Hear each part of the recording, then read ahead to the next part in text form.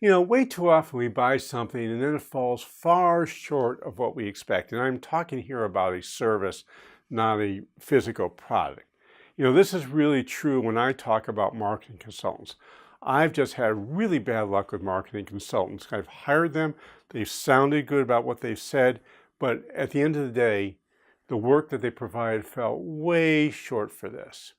And too often I've been disappointed with services that I bought and they didn't even have the decency to follow through on an effective basis. I'm not going to spend our time today whining about marketing consultants or airlines or bookkeeping services or CPAs or any professional service. We're going to talk about a phrase which I think is really important and mindful for us in business. You might be curious about what that phrase is, and I'm not going to make you wait forever. I'll tell you right now, the phrase is trust but verify. I was recently reading something and somebody put that line out there.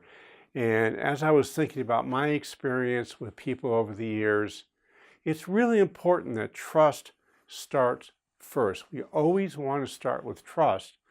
But if we don't verify along the way, there's a good chance that trust could be taken advantage of. Hey, I'm Josh Patrick, the founder of Stage 2 Planning Partners in the sustainable business. I'm also the one who's responsible for putting together our Cracking the Cash Flow Code program, and I'm the author of Sustainable, a fable about creating a personally and economically sustainable business. So let's jump in and talk about what trust but verify means. Trust but verify is not something that's meant to distrust who you're working with. It's really a way of building trust. I've often talked about a thing called the trust formula, which is reliability plus competence plus intimacy divided by self-interest is going to tell you how much you trust somebody. It's really important for you to understand that trust formula and be verifying that the people that you're working with are checking those boxes. Are they competent at what they do? Are they doing what they said they're going to do when they said they're going to do it? Are they being consistent?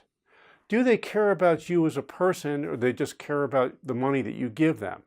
And are they working in your interest or their interest? So those are the verify things that you need to be doing as you're looking with trust but verify. So how can we use this in our business and not just use it as something to whine about, which is how I started out this video today? When you're delegating, you have to trust but verify. If you're not trusting but verifying, if you're not verifying what you're delegating, there's a really good chance you're going to become disappointed with delegating, believe it doesn't work, and stop doing it. I do not want you to ever stop delegating. I just want you to get better at it. When you hire a new person to join your firm, you're always excited about that new person joining your firm. You want to start out with trust. You want to start out believing this is the right person I've got. At the same time, it's really important for you to verify, because if they're off in certain areas, when they first join your company, that's the time to help them learn what they need to do.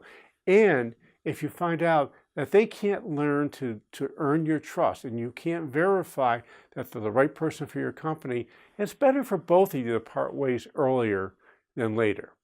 Same thing goes with an outside advisor.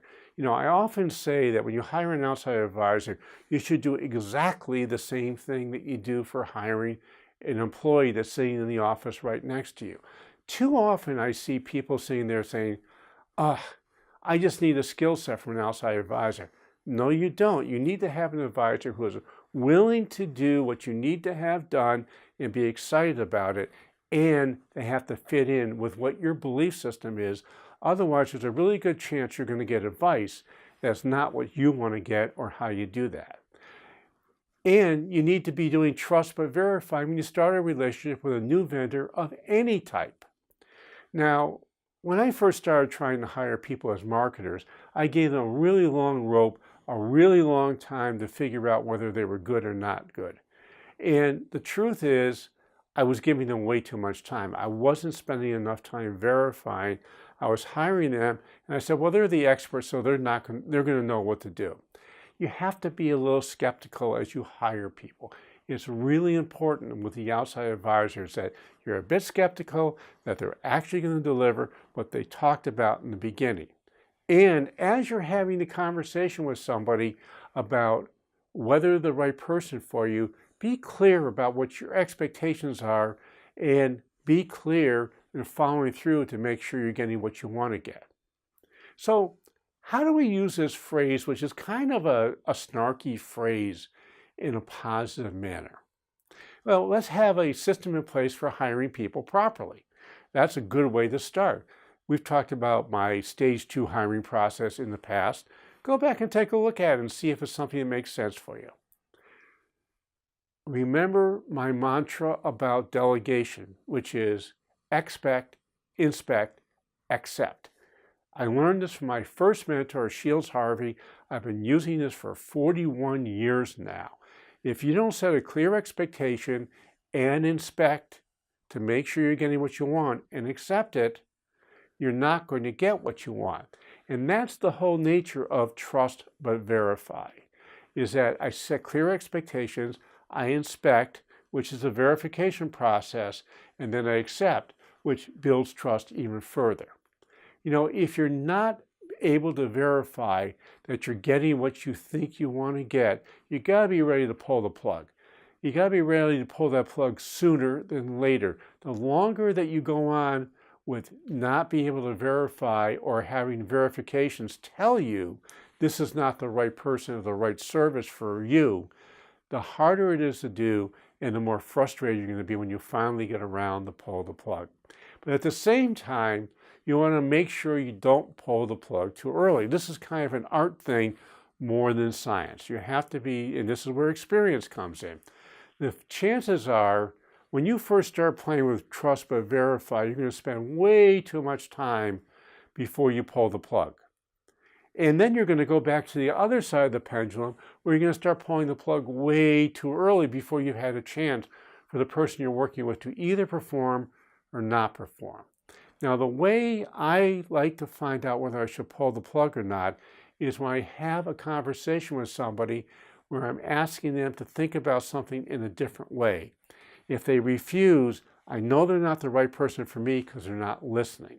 If they go along with me and they say, well, here's my experience and I'm willing to challenge and try what you're doing, or let's talk about this and come up with a different way, it's not time to pull the plug. So here's something I also want you to do.